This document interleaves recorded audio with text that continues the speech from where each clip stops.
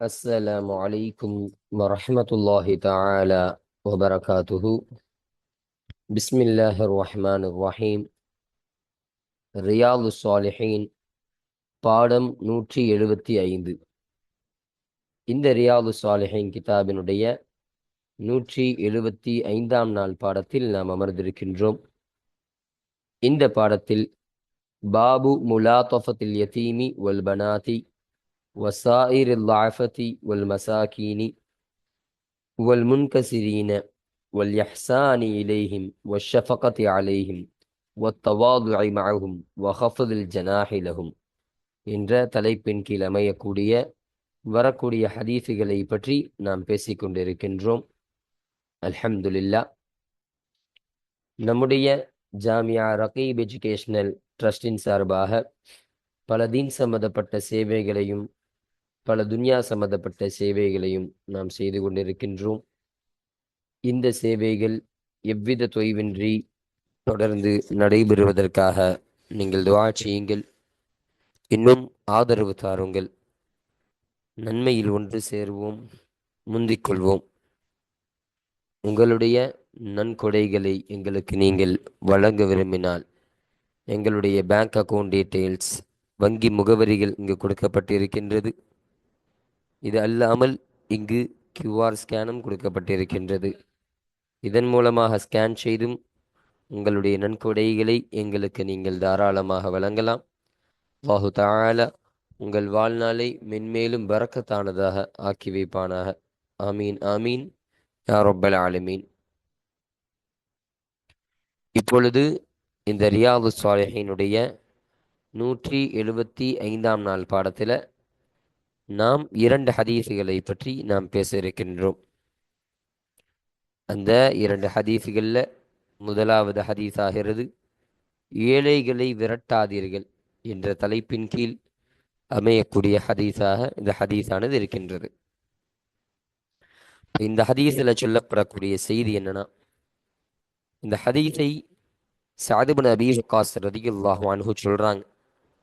அப்போ நானும் என்னோடு ஒரு 6 நபர்களும் ஸல்லல்லாஹு அலைஹி வஸல்லம் அவர்களோடு அமர்ந்திருந்தோம். நாங்களாம் ஒன்றா உட்கார்ந்துருந்தோம். அந்த சமயத்தில் முஷ்ரிக்கீன்கள் சில நபர்கள் ஸல்லல்லாஹு அலைஹி வஸல்லம் அவர்களிடத்துல வந்தாங்க. வந்து ஸல்லல்லாஹு அலைஹி வஸல்லம் அவங்கள பார்த்து சொன்னாங்க, இந்த ஏழைகளான இந்த நபர்களை நீங்கள் விரட்டுங்கள் நபியே. இவர்களை விரட்டலன்னு சொன்னா இவர்கள் நம்மீது அவர்களுக்கு தைரியம் கூடிவிடும். இவர்களுக்கு தைரியம் கூடிடுச்சுன்னு சொன்னா அவர்கள் நம்மையே ஏளனமாக பேசக்கூடியவர்களாக ஆகிடுவாங்க. அதனால அவர்கள் நீங்க எப்படியாவது விரட்டிடுங்க, இந்த சபையில் அவங்க இருக்கக்கூடாது. அவர்கள் தகுதி என்ன, நம்முடைய தகுதி என்ன என்று முஷ்ரிக்கீன்கள் ஏழைகளை பார்த்து சொல்லக்கூடியவர்களாக இருந்தாங்க. அப்போ ஸல்லல்லாஹு அலைஹி வஸல்லம் அவர்கள் மனசுல ஒரு விஷயம் தோணுது. அல்லாஹ் எதை நிகழ்த்த நாடி விட்டானோ அந்த ஒரு விஷயம் ஸல்லல்லாஹு அலைஹி வஸல்லம் அவர்களுடைய மனசுல தோன்றிட்டு ஸல்லல்லாஹு அலைஹி வஸல்லம் அவருடைய உள்ளத்துல சொல்லி கொண்டாங்க, இந்த முஷ்ரிக்கீன்கள் இப்படி சொல்கிறார்களே, என்ன செய்வது என்பதாக தன்னுடைய மனதில் சொல்லிக் கொள்கிறார்கள் ஸல்லல்லாஹு அலைஹி வஸல்லம். அப்போ தன்னுடைய ரசூல் ஸல்லல்லாஹு அலைஹி வஸல்லம் அவர்கள் அந்த மனசில் சொல்லிக்கொண்ட அந்த காரணத்தினால அந்த சமயத்தில் அல்லாஹு தஆலா ஆயத்தை இறக்குறான். ولا تطرد الذين يدعون ربهم بالغداة والعشي يريدون وجهه. அவர்களை நீங்கள் விரட்டாதீர்கள். அவர்கள் காலையிலும் மாலையிலும் அல்லாஹோடு அவர்களுடைய இறைவனோடு அவர்கள் பிரார்த்திக்கக்கூடியவர்களாக இருக்கிறார்கள். இன்னும் அந்த அல்லாஹுடைய பொருத்தத்தை அவர்கள் நாட்டமாக கொள்ளக்கூடியவர்களாக இருக்கிறார்கள். அதனால் அவர்களை நீங்கள் விரட்டாதீர்கள் என்ற ஒரு ஆயத்தினை அல்லாஹு சுப்ஹானஹு வ தஆலா அந்த இடத்துல இறக்கி வைக்கிறான்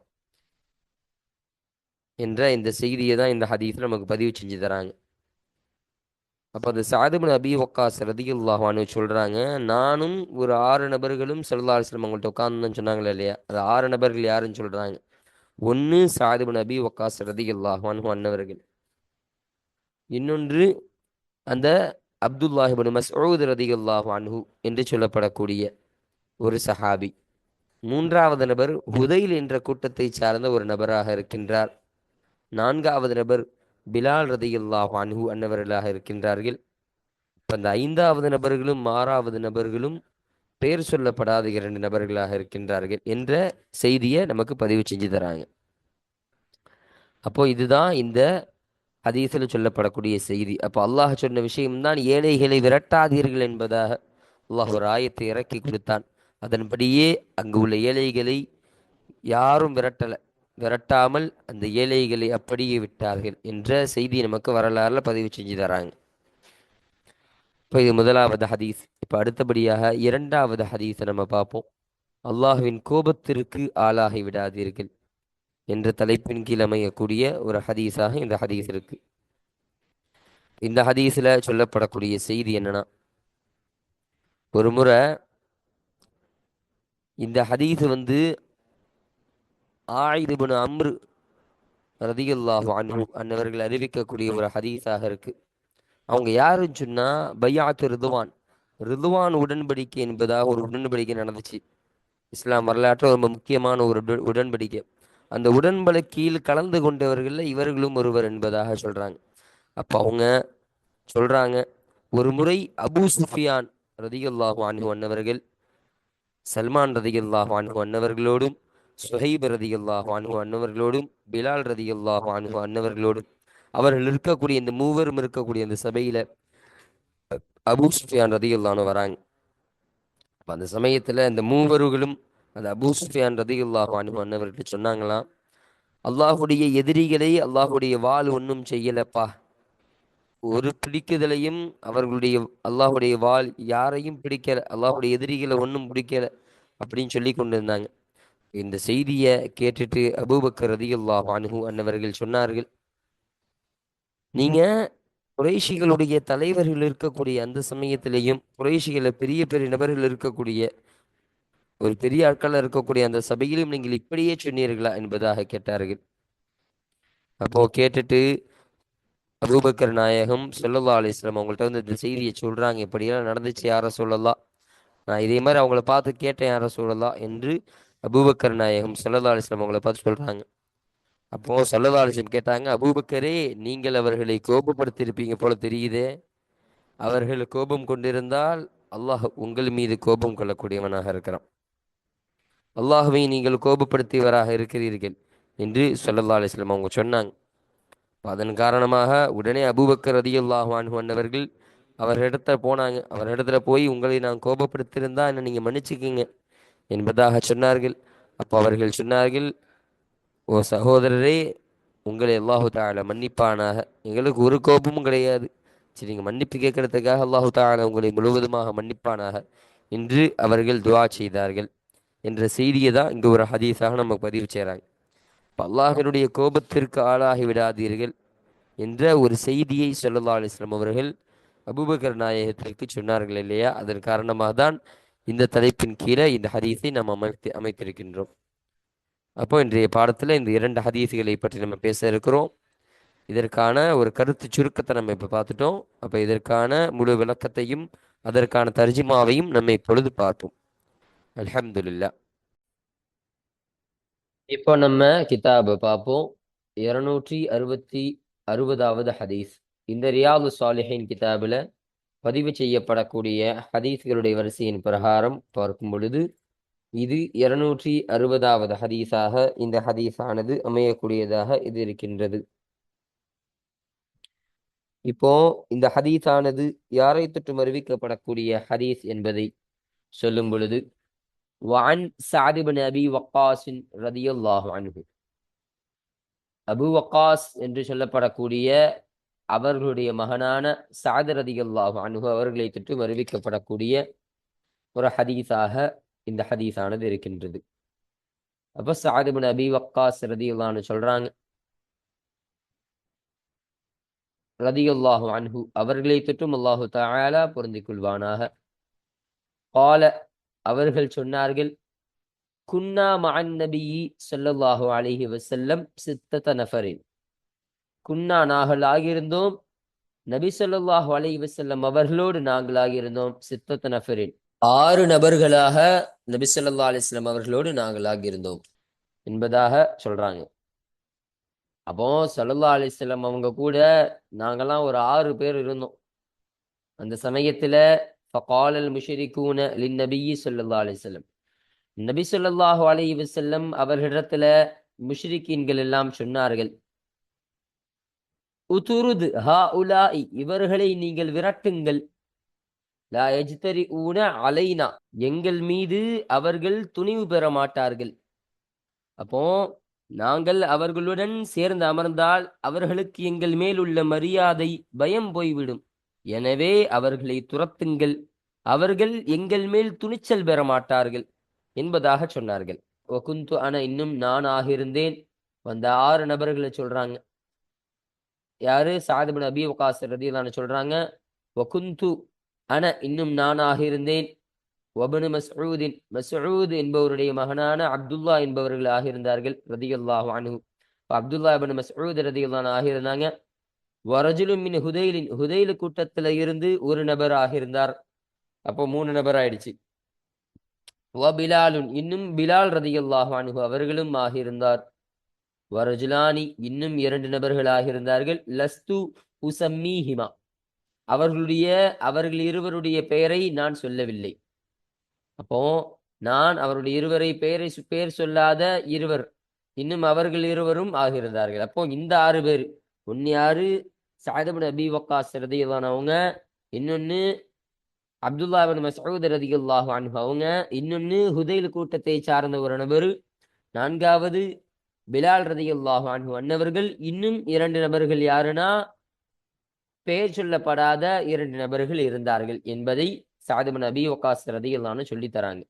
அப்போ அந்த பெயர் சொல்லப்படாத நபர்கள் யாருன்னா சுஹைப் ரதியல்லாஹு அன்ஹு, இமார் ரதியல்லாஹு அன்ஹு, மிக்தார் ரதியல்லாஹு அன்ஹு என்ற இந்த 3 நபர்களும் என்பதாக நமக்கு சொல்லித்தராங்க.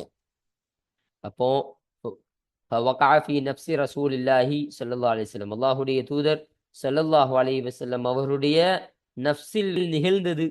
மாஷா அல்லாஹு ஐயகஅ அல்லாஹ் எதை அல்லாஹு தஆலா நாடி விட்டானோ, எது நிகழ்வதாக அல்லாஹு தஆலா நாடி விட்டானோ அந்த ஒன்றானது ஸல்லல்லாஹு அலைஹி வஸல்லம் அவருடைய நஃப்ஸில் நிகழ்ந்தது என்று சொன்னார்கள். அல்லாஹ் என்ன செய்ய நாடினானோ, எது நடக்கணும் அல்லாஹு தஆலா நாடி விட்டானோ அந்த செயலானது ஸல்லல்லாஹு அலைஹி வஸல்லம் அவருடைய மனதுல உண்டாகக்கூடியதாக, நிகழக்கூடியதாக இருந்துச்சு.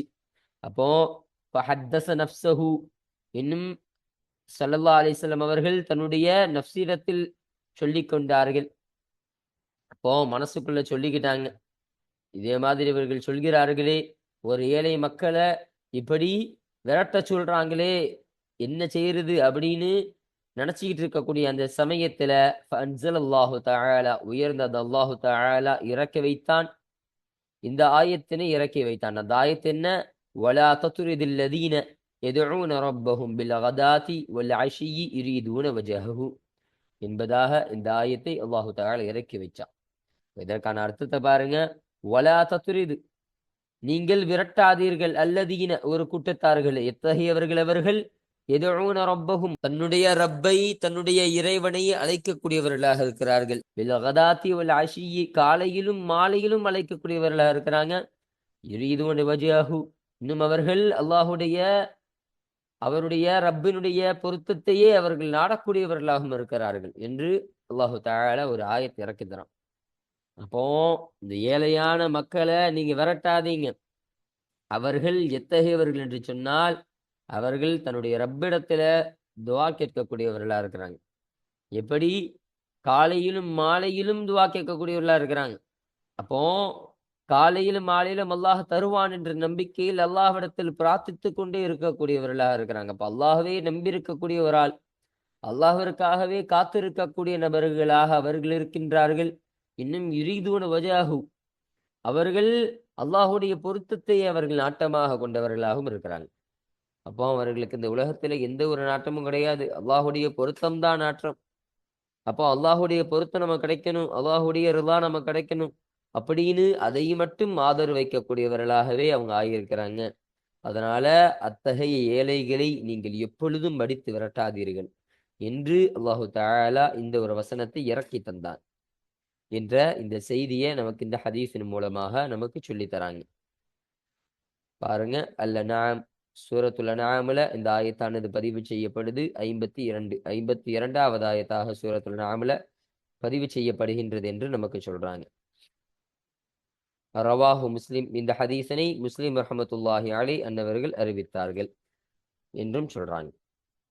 அப்போ இதுதான் 260வது ஹதீஸாக இருக்கு.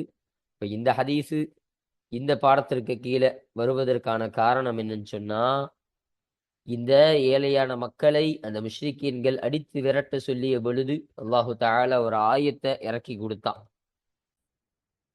அப்போ அதுல ஏழைகளை நீங்கள் எப்பொழுதும் அடித்து விரட்டாதீங்க. அவர்கள் அல்லாஹ்விடத்துல காலையிலும் மாலையிலும் துவா கேட்கக்கூடியவர்களா இருக்கிறாங்க, பிரார்த்திக்கக்கூடியவர்களா இருக்கிறாங்க. இன்னும் அவர்கள் அல்லாஹுடைய பொருத்தத்தையே நாட்டமாக கொள்ளக்கூடியவர்களா இருக்கிறாங்க என்று இந்த ஏழை சம்பந்தமாக, இந்த ஏழைக்கு ஆதரவாக இந்த ஆயத்தை அல்லாஹு தஆலா இறக்கி தந்தானா இல்லையா?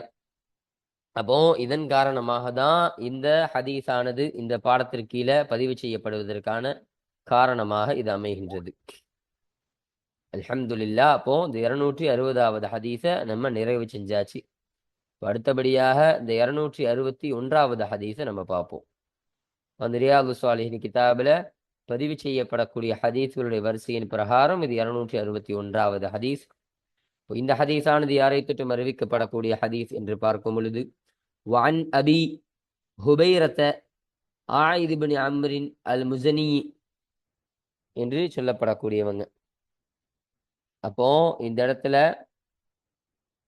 இந்த ஹதீஸை இந்த அபு ஹுபைரா என்று சொல்லப்படக்கூடிய அம்ர் என்பவருடைய மகனான ஆயித் ரலியல்லாஹு அன்ஹு அவர்களை தொட்டும் அறிவிக்கப்படக்கூடிய ஹதீஸாக இருக்கு. அல் முஸனி, அவர்கள் முஸனி கோத்திரத்தை சார்ந்தவர்களாக அவர்கள் இருக்கின்றார்கள் என்பதை நமக்கு சொல்றாங்க. வஹுவ, இன்னும் அவர்களாகிறவர்கள், அவங்கள பத்தி ஒரு சின்ன செய்தியை சொல்றாங்க பாருங்க. மின் நஹ்லி பைஅத் ரில்வானி, ரில்வான் என்ற அந்த ஒப்பந்தம், அந்த ஒப்பந்தத்தில் கலந்து கொண்டவர்கள் இருந்தும் இவர்களும் ஒருவராக இருக்கிறார். அப்போ ரில்வான், பைஅத் ரில்வான் என்பதாக ஒரு ஒப்பந்தம் நடந்தது, ஒரு உடன்படிக்கை நடந்தது. அந்த உடன்படிக்கையில கலந்து கொண்டவர்கள்ல இவங்களும் உள்ளவர்கள் என்பதாக சொல்லித் தருகிறார்கள். ரதியல்லாஹு அன்ஹு, அவர்களை தொட்டும் அல்லாஹு தஆலா பொருந்திக் கொள்வானாக. அவங்க சொல்றாங்க, அன்ன அபா சுஃபியான, நிச்சயமாக அபு சுஃபியான் ஆகிறவர்கள், அதா, அவர்கள் வந்தார்கள், அலா சல்மான வ சுஹைபின் வ பிலாலின் ஃபி நஃபரின், சல்மான் ரதியல்லாஹு அன்ஹு அவர்களிடத்திலும், சுஹைப் ரதியல்லாஹு அன்ஹு அவர்களிடத்திலும், பிலால் ரதியல்லாஹு அன்ஹு அவர்களிடத்திலும் அந்த அபூ சுஃபியான் என்று சொல்லப்படக்கூடியவர்கள் வந்தார்கள். ஃபி நஃபரின், கூட்டத்திலே உள்ள பிலால் ரதியல்லாஹு அன்ஹு, சுஹைப் ரதியல்லாஹு அன்ஹு, சல்மான் ரதியல்லாஹு அன்ஹு அவரிடம் வந்தார்கள். ஒரு சமயம் அந்த அபூ சுஃபியான், இந்த சல்மான் ரதியல்லாஹு அன்ஹு, சுஹைப் ரதியல்லாஹு அன்ஹு, பிலால் ரதியல்லாஹு அன்ஹு இவங்கெல்லாம் ஒண்ணா ஒரு சபையில் இருக்கிறாங்க, இந்த மூவரும். அப்போ அந்த மூவர்களும் ஒரு சபையில் இருக்கும் சமயத்துல அந்த அபூ சுஃபியான் வராங்க. அப்பொழுது அந்த சமயத்துல ஃபகாலு, அந்த 3 நபர்களும், யாரு? சல்மான், சுஹைப், பிலால் ரதியல்லாஹு அன்ஹும், அவங்க 3 நபர்களும் சொன்னார்கள், மாஹதத் சுயூஃபுல்லாஹி, அல்லாஹுடைய வாள்கள் பிடிக்கவில்லை, மின் அதுவில்லாஹி மஅஹதஹா, அதை பிடித்தவாறு அல்லாஹுடைய எதிரியை அல்லாஹுடைய வாள் பிடிக்கவில்லை என்று சொன்னார்கள். அதாவது அபூ சுஃபியானை போரில் கொல்லவில்லை. அந்த சமயத்துல இந்த செய்தியை கேள்விப்படுறாங்க. எப்படி இந்த 3 நபர்களும் சொன்னதாக இந்த செய்தியை அபூபக்கர் ரதியல்லாஹு அன்ஹு அன்னவர்கள் கேள்விப்படுறாங்க. கேள்விப்பட்டு சொல்றாங்க, ஃபகால அபூபக்கர் ரதியல்லாஹு அன்ஹு, அப்பொழுது அபூபக்கர் ரதியல்லாஹு அன்ஹு அன்னவர்கள் சொன்னார்கள், ரதியல்லாஹு அன்ஹு அவர்களை தொட்டும் அல்லாஹு தஆலா பொருந்திக் கொள்வானாக. அப்போ அவங்க சொல்றாங்க, அதகூலூன, நீங்கள் சொன்னீர்களா, ஹாதா லி ஷைஹி குரைஷின் வ சய்யிதிஹிம், அந்த குறைஷி கோத்திரத்தின் பெரியவருக்கும் இன்னும் அந்த குறைஷி கோத்திரத்தின் தலைவருக்கும் மத்தியில் இதை நீங்கள் சொன்னீர்களா, இப்படியா நீங்க சொன்னீங்க அப்படின்னு அந்த அபூபக்கர் ரலியல்லாஹு அன்ஹு அன்னவர்கள் கேட்டாங்க. அதாவது இந்த குறைஷி கோத்திரத்தினுடைய ஷேഖ് சையீதுன்னு சொல்றது அபு சுஃபியானை குறிக்கின்றது என்பதாக நமக்கு சொல்லித் தராங்க. அப்போ அந்த நேரத்துல கேட்ட உடனே கேட்டுட்டு திரும்ப ஸல்லல்லாஹு அலைஹி வஸல்லம் அவங்கள்ட்ட அபூபக்கர் நாயகம் வராங்க பாருங்க. ஃபஅத்தன் நபிய ஸல்லல்லாஹு அலைஹி வஸல்லம், நபி ஸல்லல்லாஹு அலைஹி வஸல்லம் அவர்களிடத்துல இந்த அபூபக்கர் ரலியல்லாஹு அன்ஹு வந்தார்கள். ஃபஅக்பரஹு, அப்பொழுது அந்த செய்தியை ஸல்லல்லாஹு அலைஹி வஸல்லம் அவர்களிடத்துல எடுத்துரைத்தார்கள். வந்து இந்த செய்தியை ஸல்லல்லாஹு அலைஹி வஸல்லம் அவங்கள்ட்ட விவரமாக சொல்றாங்க. சொன்ன உடனே ஃபகால, அப்பொழுது ஸல்லல்லாஹு அலைஹி வஸல்லம் அவர்கள் சொன்னார்கள், யா அபா பக்ரின், அபூபக்கரே, லஅல்லக அக்லப்தஹும், அவர்களை நீங்கள் கோபப்படுத்தியிருக்க கூடுமே என்பதாக கேட்டார்கள். அப்போ இந்த ஹும்முடைய லமீர் யாரு? சல்மான் ரதியல்லாஹு அன்ஹு அவர்களும் பிலால் ரதியல்லாஹு அன்ஹு அவர்களும். அப்ப அவங்கள பார்த்து போகக்கூடியதாக இது இருக்கு.